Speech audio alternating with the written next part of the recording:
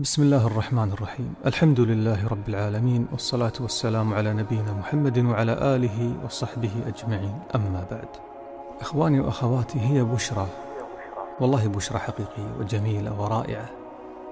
هناك ذكر جميعنا يقوله بعد الصلاة، الصغير والكبير، العالم والجاهل، محفوظ ومعروف، ولا يوجد تقريبا أغلب المسلمين يقولونها بعد الصلاة، والقليل من يعرف فضله والثواب والكرم الإلهي المترتب على هذا الذكر.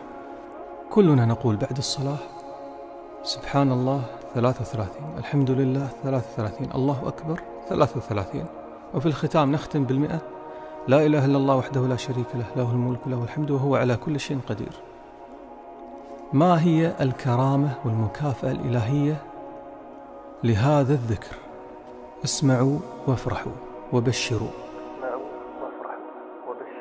قال صلى الله عليه وسلم: من سبح الله في دبر كل صلاة 33، وحمد الله 33، وكبر الله 33، فتلك 99، وقال تمام 100: لا إله إلا الله وحده لا شريك له، له الملك وله الحمد وهو على كل شيء قدير، غفرت خطاياه وإن كانت مثل زبد البحر.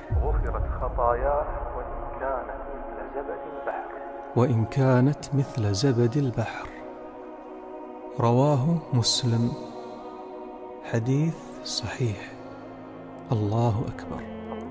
هذه النية المفروض نستحضرها ونفرح بها عندما ننتهي بعد كل صلاة ونبدأ بهذا الذكر، نفرح بهذا الفضل الجميل العظيم.